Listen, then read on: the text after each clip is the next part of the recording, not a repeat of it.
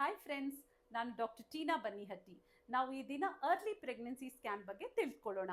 ಹೆಸರೇ ಹೇಳೋ ಥರ ಅರ್ಲಿ ಪ್ರೆಗ್ನೆನ್ಸಿ ಸ್ಕ್ಯಾನ್ನ ಗರ್ಭಿಣಿಯರಿಗೆ 5 ವಾರಗಳಿಂದ 10 ವಾರಗಳವರೆಗೂ ಮಾಡಲಾಗುತ್ತೆ. ಸೊ ಇದನ್ನು ಹೇಗೆ ಮಾಡಲಾಗುತ್ತೆ? ಸೊ ಇದು ಒಂದು ವೆಜೈನಲ್ ಸ್ಕ್ಯಾನ್. ಸೊ ಈ ಸ್ಕ್ಯಾನ್ ಮಾಡಿಸೋದ್ರಿಂದ ನಮಗೆ ಏನೆಲ್ಲ ತಿಳಿದು ಬರುತ್ತೆ? ಮೊದಲನೇದಾಗಿ ಪ್ರೆಗ್ನೆನ್ಸಿ ಕನ್ಫರ್ಮ್ ಆಗುತ್ತೆ, ನೀವು ಪ್ರೆಗ್ನೆಂಟ್ ಇದ್ದೀರಾ ಅಂತ ಗೊತ್ತಾಗುತ್ತೆ. ಸೊ ಎರಡನೇದು, ಮಗುಗೆ ಎಷ್ಟು ವಾರಗಳಾಗಿದೆ ಅಂದರೆ ವೀಕ್ಸ್ ಆಫ್ ಜೆಸ್ಟೇಷನ್ ಗೊತ್ತಾಗುತ್ತೆ. ಸೊ ಇದರಿಂದ ಏನು ಉಪಯೋಗ?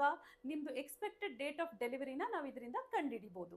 ಆದ್ದರಿಂದ ಈ ಸ್ಕ್ಯಾನ್ಗೆ ನಾವು ಡೇಟಿಂಗ್ ಸ್ಕ್ಯಾನ್ ಅಂತ ಕೂಡ ಹೇಳ್ತೀವಿ. ಇವಾಗ ನಮಗೆ ಮಗು ಕಾಣ್ತು, ಮಗುಗೆ ಹೇಗೆ ಹಾರ್ಟ್ ಬೀಟ್ ಇದೆ, ಆ ಹಾರ್ಟ್ ಬೀಟ್ನೆಲ್ಲ ನಾವು ನೋಡ್ಬೋದು. ಸೊ ಆದ್ದರಿಂದ ಈ ಸ್ಕ್ಯಾನ್ನ ನಾವು ವಯಾಬಿಲಿಟಿ ಸ್ಕ್ಯಾನ್ ಅಂತ ಕೂಡ ಕರಿತೀವಿ.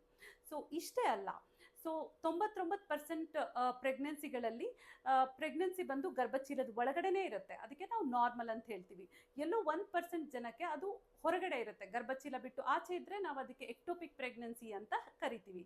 ಸೊ ಆ ಥರ ಏನಾದ್ರು ಎಕ್ಟೋಪಿಕ್ ಪ್ರೆಗ್ನೆನ್ಸಿ ಇದೆನಾ ಅಥವಾ ನಾರ್ಮಲಿ ಗರ್ಭಚೀಲದಲ್ಲೇ ಮಗು ಬೆಳೀತಾ ಇದೆನಾ ಅಂತ ಕೂಡ ನಾವು ಕಂಡುಹಿಡಿಬೋದು. ಸೊ ಕೊನೆಯದಾಗಿ ಎಷ್ಟು ಪ್ರೆಗ್ನೆನ್ಸಿಗಳು ರೂಪುಗೊಂಡಿದೆ ಅಂದರೆ ಸಿಂಗಲ್ ಬೇಬಿ ಇದೆನಾ ಅಥವಾ ಅವಳಿ ಜವಳಿ ಇದೆನಾ, ತ್ರಿವಳಿ ಮಕ್ಕಳಿದೆನಾ, ಇದೆಲ್ಲ ಕೂಡ ಇನ್ಫಾರ್ಮೇಷನ್ ನಮಗೆ ತಿಳಿದು ಬರುತ್ತೆ. ಧನ್ಯವಾದಗಳು.